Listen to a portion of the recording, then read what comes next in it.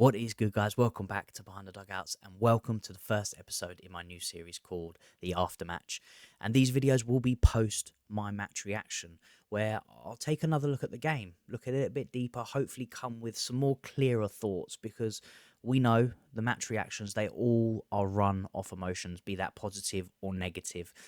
So I take this time in these videos to bring some areas that I've noticed in this game that potentially could be of concern, but more importantly, it's an opportunity for you guys to get in the comments of my match reaction videos and highlight something that you've seen that you would like to discuss. I'll bring it up in the video, give you my thoughts and my opinions on it. With that being said, the game that is in question is the 2-2 draw to Qarabag in the Champions League. A result that wasn't expected, but there's arguments to say, did we even deserve the draw? Because Qarabag definitely approached this game not the way that we thought they would. We thought low block. We thought, it was going to be a bit of a rollover, regardless of what team we field. And that was not the case. And if anything, if they had a bit more quality in the final third, they could have walked away with the 3 points in this one. And that's just the honest truth. Now, the area that I want to highlight that was a bit of a concern for me, and it's not something that I've just picked up in this game, it's something that I've been speaking about for quite a while. And the big thing is the massive amounts of rotation of players that we are doing game in and game out, not just for this game specifically. And the reason this is bringing a bit of a concern to me is the fact that no player is able to build any relationships, build any momentum. They'll have one good game and they'll come off the next game, they'll be on the bench or maybe be rested completely, which to me is now becoming a detriment to the team. And I get it. At the beginning of the season, we had massive amounts of injuries, ludicrous amounts, and rotation, it was necessary. But right now, I don't think it's that necessary anymore. I think now is the opportunity to start building these relationships with players, start giving players 3-4 games on the bounce without having to rest them or put them on the bench. And it kind of feels like to me that, of course, we've got a big squad. Is Maresca trying to keep everybody happy? Potentially. But are we, here to just make people happy, or are we here to win football matches and, progress as a football club? And I would argue the latter. We're here to win. We're not here to give everybody happiness, because it's not his fault that he's been given such a massive squad. Let's be realistic. It's not the manager's fault, but it's his job to get results. And for me personally, I think this rotation, especially in a position like the centre-back position, we haven't had a settled centre-back pairing the entire season. It is a constant change. A crazy stat that Maresca has made 85 changes in 16 games so far this season already. That's nuts. I think it's the most done in the Premiership ever. And that just says it all. We talk about him being a Tinkerman 2.0, but I think this is just taking it to the extreme level. And there is the, like I said, is it the happiness of the players that he's trying to keep? Are they subconsciously still worried about players picking up injuries? It's a big case, and it is something that I believe he needs to have a look at and potentially change and give a bit of stability, give a bit of consistency with the players in the team. Because if you can bring consistency with the players playing on the pitch, eventually it should breed into consistent performances. That's my theory, at least.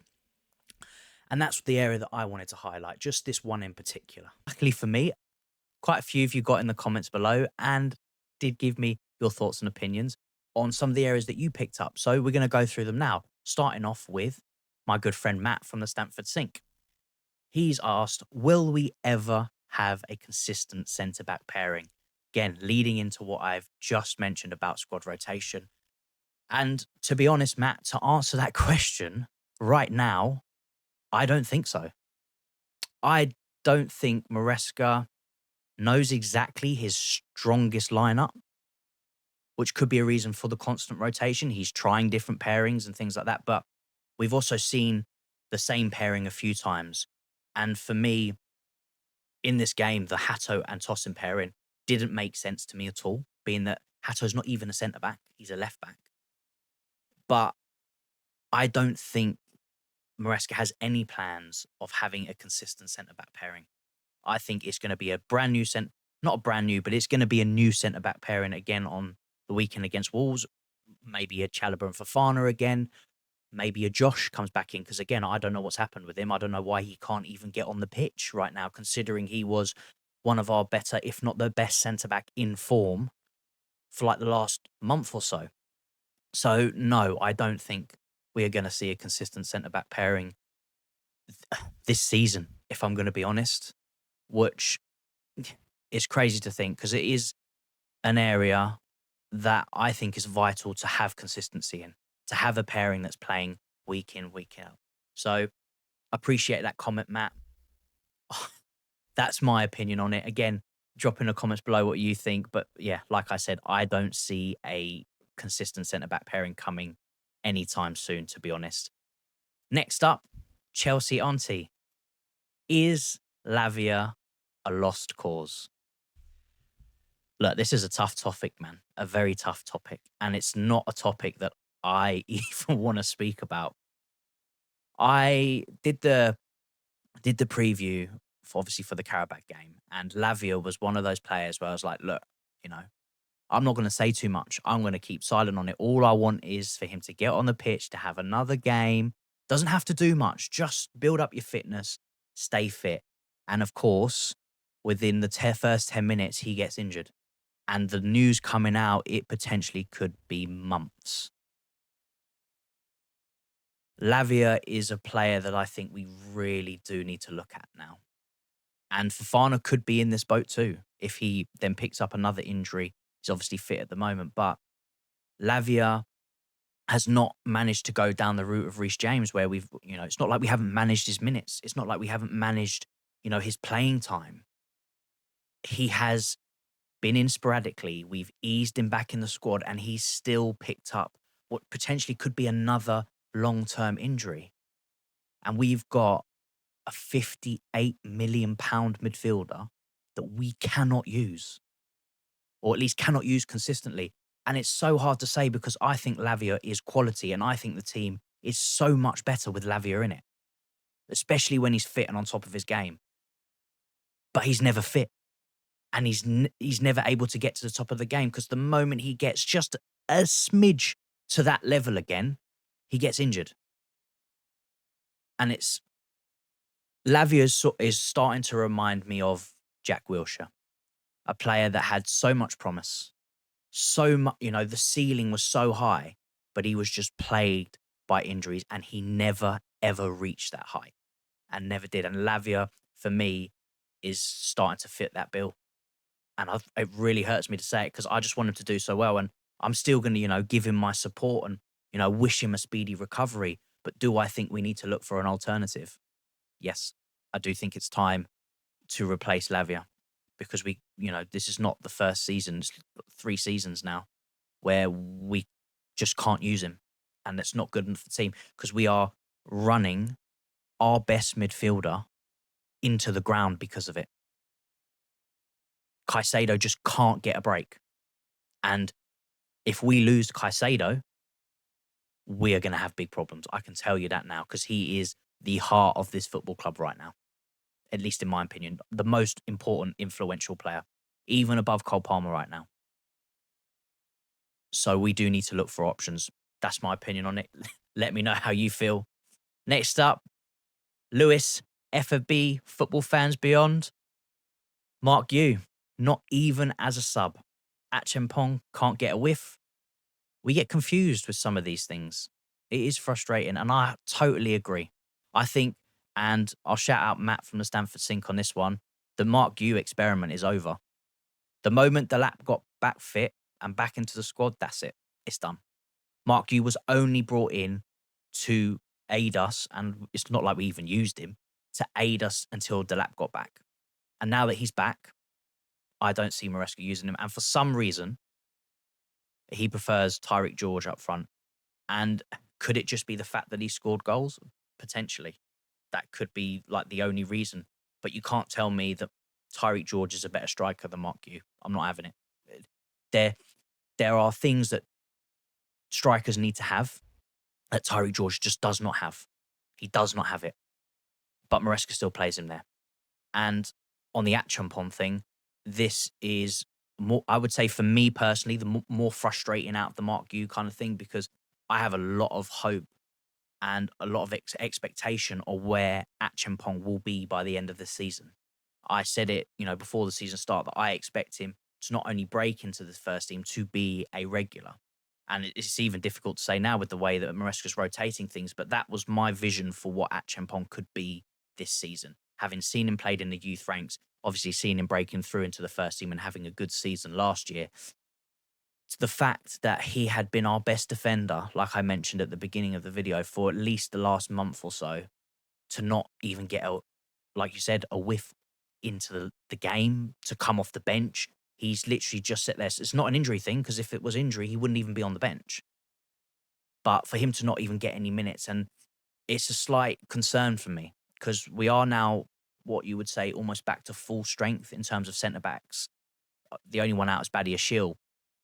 So is Josh even going to get any minutes? And I'm going to be really disappointed if that is the case, because out of all the centre backs so far this season, I think he deserves it the most. And that's, yeah, just my opinion on it. But I think he has looked the best. And I think if you partner Josh with someone with real quality, someone with a bit of speed, potentially a Fofana, because he's looked okay since he's come back. But again, Fofana, it's just one of those injury things. Is he going to stay fit enough to do it? But if you partner him with the right person, I think he could be a starter for us, at least to get us through to January, where hopefully we go in and get a centre back and someone with experience that he can learn from. Because the biggest thing for me, especially for young players, is they need experience to learn from, and I don't think Josh has got anyone there to look up to. You can argue Trevor Chalobah, but he's going through a really tough time at the moment. I'm not even going to add Tosin into that situation, because he's just a detriment to us right now. And I can't believe we paired him with Hatto in this game. But, it is what it is. It's done now.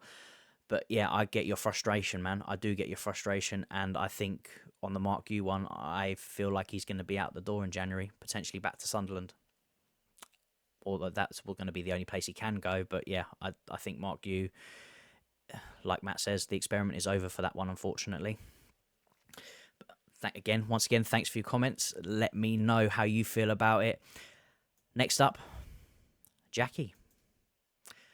Maresca needs a plan for this. He makes excuses about game plan. Well, get used to it. It's the same old stuff. We're expecting much this season. Really want to be proven wrong every game, and we will see. Yeah, I get that. And I think it's something that's creeping into the fan base quite a lot now, is we all come in, at least a lot of us come in, with really high expectations of the season. Off the back of the Club World Cup, it was really hard not to get into that frame of mind, because of what we saw and what we did against PSG, and some of the signings that we did bring in, the likes of João Pedro, who come in and absolutely hit the ground running. We thought we would at least do a lot better than we are doing now, and potentially go on at least a challenge. I think there were some saying we could win it, some saying at least we'll get into, the top three, but we would push and, sit comfortably there. And it's not been the case. If anything, we've been more inconsistent than any other team, really. And it is disappointing. And in terms of what you mentioned about his plan and his excuses about his game plan, I've noticed this about quite a few managers this season, Arne Slot being one from Liverpool. It's like they expect the teams that they're playing against to play exactly the way that they want them to play. They do realise that other teams can change their game plan too. And then to come out in your press conferences after the game going, oh, we didn't expect this, it made us difficult, we've only planned for this one way. Well, surely as a manager, if the game is not going the way that you expected it to go, if you expected them to play in a low block and they're not playing in a low block, they're pressing high and they're attacking, going toe-to-toe with you, then change your game plan. That's why you have half times. That's why you can send messages to your players on the pitch. You have the opportunity to change your game plans. And if you're not willing to do that, then you're just stubborn. But then don't come out and, like you said, make excuses because the game's not gone the way that you wanted it to go, because that's football.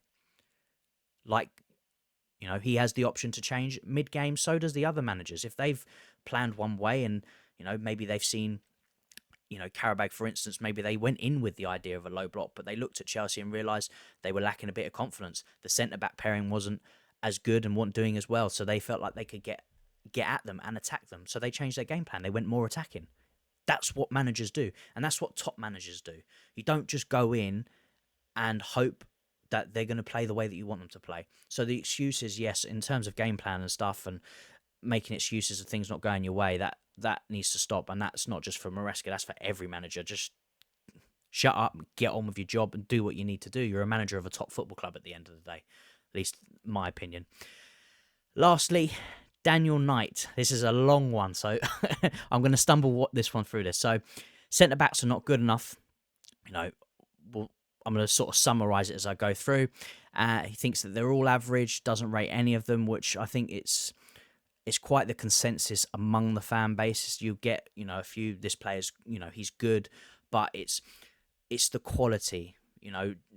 For Josh, for instance, he's got a high ceiling, but we can't, even I'm not going to sit here and say that he is a Champions League winning, Premier League winning centre-back, because he's a 19-year-old kid that's got a lot to learn. And then you look at the other centre-backs in there, who's he going to learn from? Who's even good enough? And that is probably the reason why a lot of us want us to go out and buy some experienced centre-back, in January, in the summer. So yes, I agree. I think they are average, and I don't think we've helped Maresca, and I don't think the players are helping themselves in a sense. And we need to get, serious question on Lavia. Same as Chelsea answered, Lavia is a problem in terms of squad depth because he's just never fit, and it is something that does need to be addressed. And it's crazy, we saw the things about Lavia. We're seeing things come out now because of Lavia's situation. We're going to go out and get a midfielder. That's great. Levi Colwill got injured. Where was the same push for that? And I get it, the centre backs, we have a lot of them, but also we still had Badiashile was still out for the start of the season. He only come back in September, so we were still like 2 defenders down, and that's also adding Josh in there. Fofana had just come back from his long season injury, so we're relying on Trevor Chalobah and Tosin, and returning Fofana and a 19-year-old. That at the start of the season, that's what we were relying on, missing Levi Colwill and Badiashile. But there was no, impetus, no urgency to go and change that. But as soon as Lavia's injured, let's go change it. I would be surprised, to be honest, if we bring in a midfielder in January. And if it is, they better be expected to pay top dollar, because if we're going to go bring in another young, we've got the likes of Santos and Darius Sugo, those young ones coming through. Now just add someone that can just take the pressure off Moises Caicedo for a little bit, man, please. Yeah, like you're saying, you like him. I think that's a consensus about a lot of people from Lavia. We all like Lavia. It's just gutting to see. Enzo Maresca needs to stop playing George as a number 9. Totally agree. Matt will love hearing that too. He agrees on that one. We don't want to see George at number 9. I don't mind George playing. I think he's a decent player in terms of what we've got available. I think he could do a job, but on the wing. I think if you can bring him on the wing, I think he'll do a decent job because he's got a bit of experience. He does come up with a goal. He's definitely, he's gotten a bit bigger compared to last season. It's the first thing I noticed about him this season.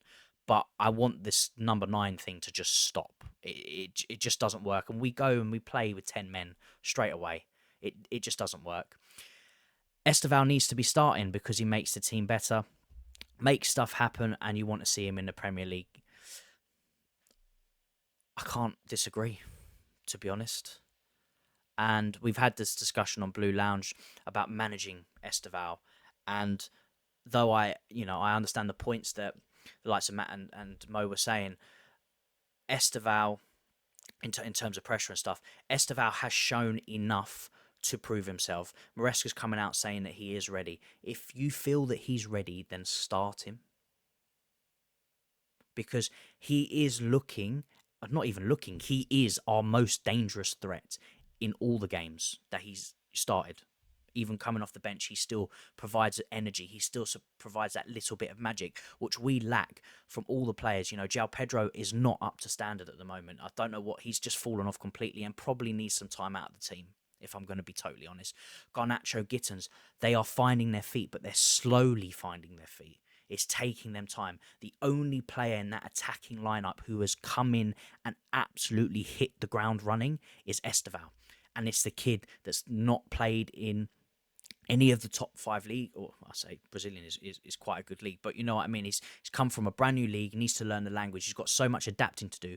But what he is doing is he's coming, he's putting in a shift, and he's putting in a performance every time he steps on that pitch. And he's scoring goals, man. Was he 6 goals so far this season? The kid is ready, and I'm not expecting him to start every single game going forward, because you can't do that. I don't think you can do that for any of these players at the moment. But I do feel he can get 3, 4, 5 games in a row. And he needs to be... It's one of those. It's what is the priority of the club at the moment? Are they going to prioritise the Premier League? Obviously, they've come out and said they're not willing to, we're not challenging for the title. We're trying to get top 4. Okay, top 4 is looking a bit shaky at the moment. There's lots of clubs vying for those spots. The table is very, very tight. So we've got to have our best performing players on the pitch to, maintain those games. Get them on from the start. You can sub them off later. 60th minute if you feel that he's playing too much football. But start him. Let him go at the team. Let us have the best option from the start. But I do feel, like you said, and I think it's becoming a consensus amongst lots of people now, that Esteval is ready to start consecutive games. And we do need him, I'm going to be honest, because that attacking lineup is just so raw. It's raw across the board. But like I said, he looks and is our most threatening and most influential attacker right now. I think once Cole Palmer comes back, and I hope it's soon, we'll see the weight come off of Esteval a little bit, because we know as soon as Cole Palmer's fit and he's in that side again, the weight of the whole fan base will be straight back on Cole Palmer. 100%. And that will take the weight off Esteval. And I also think with Palmer coming back into the team and him playing with Esteval, our attacking lineup will increase. Our output will increase dramatically. And that's not just on the Esteval side. I think on the left wing up front as well, we will see a dramatic increase. But look, guys, that's all the comments. We've gone through it all. I've given you my opinions, I've given you my thoughts. Get in the comments below if there's anything else you would like to say. Thank you for all that have commented, all that have reached out on your thoughts. Hopefully I've covered it all. But for now, guys, that is all from me. If you've enjoyed this video, again, new series, if there's anything that you feel you might want to add to it, you might want to change, I will take feedback. It's always appreciated. For now, guys, if you enjoy the video, hit the likes, subscribe if you're new, and I will catch you all in the next one. Peace.